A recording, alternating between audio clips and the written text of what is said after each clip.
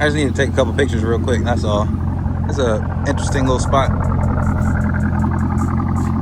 All right. I need to get some wheels, man. I'm still looking at wheels. I just haven't decided yet. I got maybe like 1 or 2 sets in mind, but I'm still trying to decide. See, look at this. See this headlight? It's slightly higher than this one, and it goes up and down like just a little bit, depending on, I don't know, the time of day or something. But yeah, that shit's annoying. I need to fix that. These cars are getting insanely popular right now, so there's a lot of stuff that people need to know before getting in one of these. I've had this car for, I don't know, maybe a year and a half or 2 years, I think. Still learning stuff. It's been a wild ride. There's a lot of things that I do like and don't like about the car, but this video will just be like things that I do like. For a V8, this is pretty cheap. You can get these from like 10 to like 20K. Anything under 10K is probably gonna be like clapped out, and you're not gonna wanna, you know, put the money and effort into it. The 20K plus ranges, maybe like 25 tops if you're like on Marketplace and the guy knows what he has. 20K for like a Z06. Most of the base models are anywhere from 8 to maybe 15K. Of course, that's the entry price. To have money set aside for, you know, maintenance and all that other stuff. But for what you get, I mean, these cars are pretty cheap. Base model C5. This is a 2000. The one with the hatch. So the Z06s only come in the version with the trunk, whereas this is a hatch. I like this car though. I mean, I got this for, I think, maybe 15, I believe. I don't remember. But I put so much money into it now to make sure it stays running and that, you know, everything works as it should. I'm sure more things will break and that I will need to put some more money into it, but, you know, that will come later, I guess. So I do like how sleek these cars are. I mean, for a 2000 or early 90s car, I guess you call it, these still look pretty good. I wouldn't say they're timeless, but, you know, their age definitely shows a little bit. But I mean, some simple modifications, like I have, you know, like a little spoiler, some side skirts, and a lip. I don't even have that much, and some window tint on the exterior.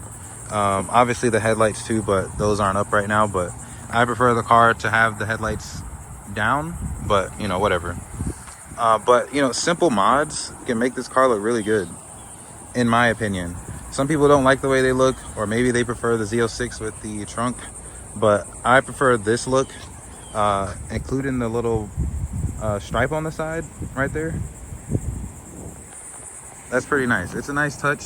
These cars look pretty good, and they really do stand out. Like, look at this rear. You can't say that doesn't look good. That looks so nice. And you just get some dark tint and maybe like wrap the roof a little bit, and then you get like this halo effect, and it looks like a completely different car. I do plan to do that, but, you know, that's just later. I got a lot of other stuff I need to do right now. But yeah, these cars look really good. And this paint, this is the pewter metallic, I think it's called. So it really looks like, I don't know, maybe 3 different colors in one, depending on the lighting. I'm not sure if you can really tell, but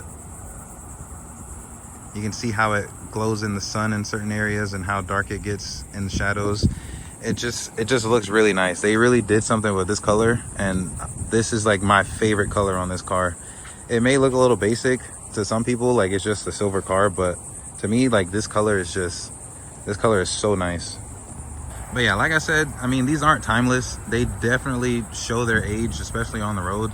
But, you know, you make it look nice. There's a lot of unique mods that you can get for this car, and, you know, make it look a bit more modern, a bit more, you know, your style or however you want to have it.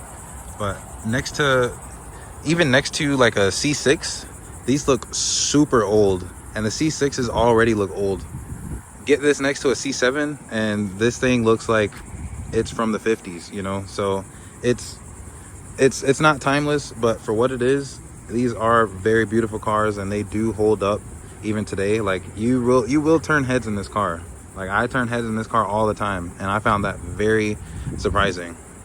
So even in the earlier model, like I said, this is a 2000, but this the C5s go from, I think, 97 to like 04.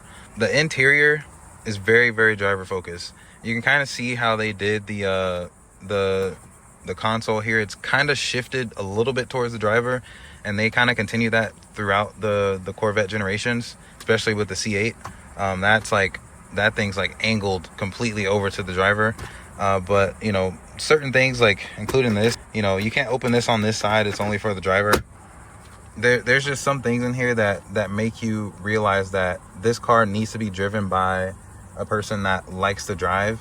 Like, this car really, really wants you to drive it. So you get behind the wheel, the steering wheel comes up to you, your seat scoots up, and everything's just ready, and everything is within reach. So, you know, you got all your gauges here and stuff like that. Like, it's really nice. And, you know, people complain about the interior. I don't really care too much about how the interior looks. I mean, like, it looks nice to me.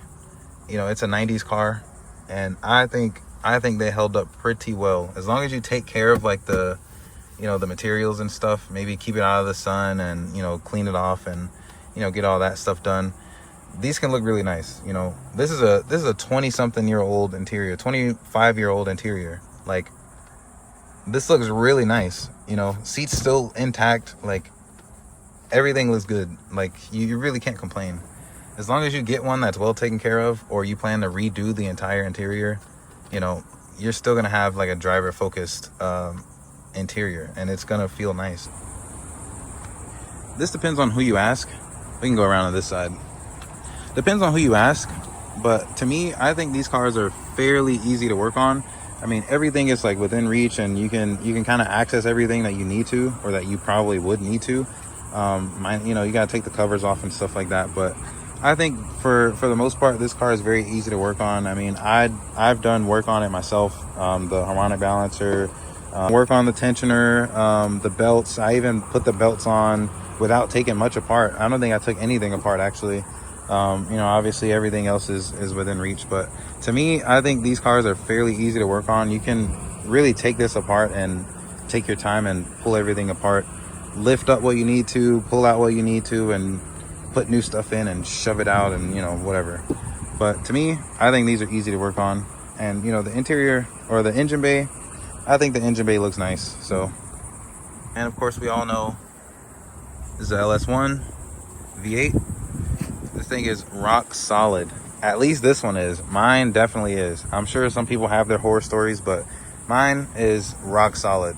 So you get anywhere from 345 to 350. I think the 350s are the 2000 year and up, I believe, not including the Z06, because I think those are like 400 horsepower. But this one's 350 for a 2000, 350 horsepower. Solid engine. I mean, this thing has doesn't have that many miles on it. I think this is at like 80 something thousand miles. I got it when it was maybe 50,000 miles. So they have some life on them. There's some guys that have, you know, 200,000 miles on these LS1s. Like, it's actually crazy. I'm not sure if they baby them or not, but maybe they do, maybe they don't. I don't know.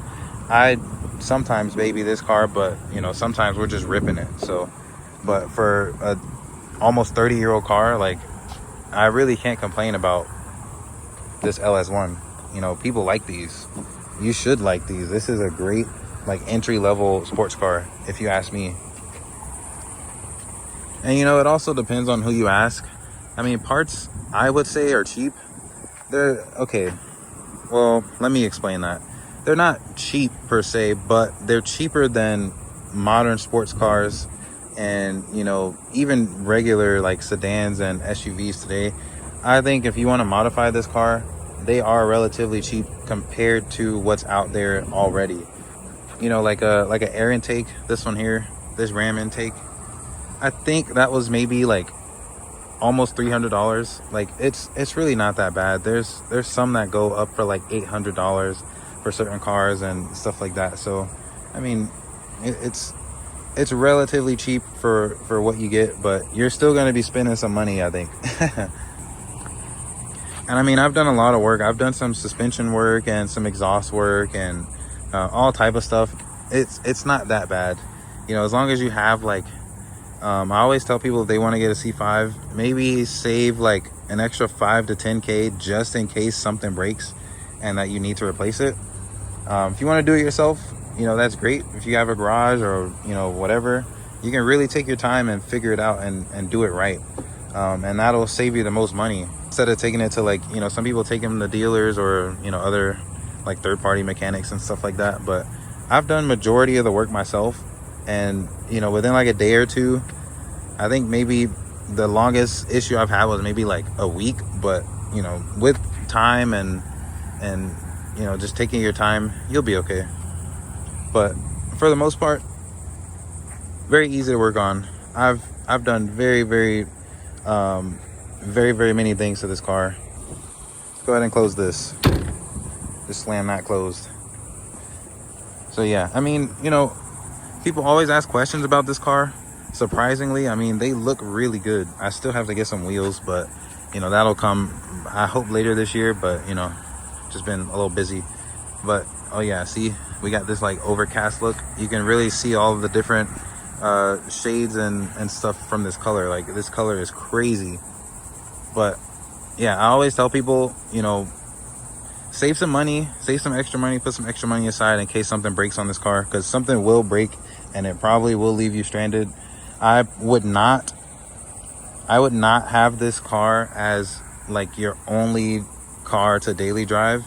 I wouldn't do that. I would probably just get, like, you know, get you a daily, you know, something paid off or something cheap, get you a daily, and then you can get this car, because this car probably will leave you stranded. I'm gonna give you like a 90% chance that one day it will leave you stranded on the side of the road, then you're not gonna have a car. So I wouldn't really daily drive this unless you have like a daily driver already. So, you know, but that's up to you. That's just my opinion.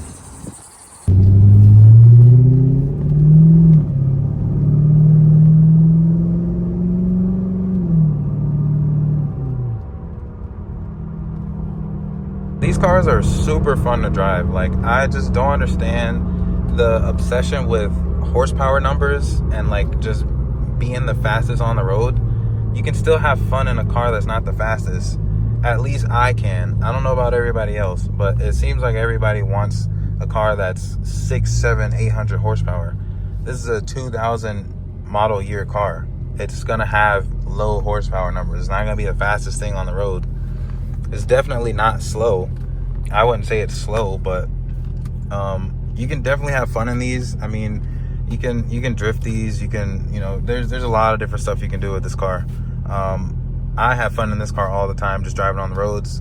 I don't really go that fast, you know, but the thing is, if you wanted to, you can power scale these pretty easily. I mean, just a few bolt-ons, maybe get like an aftermarket differential, and you can pretty much push any type of horsepower you want on this car.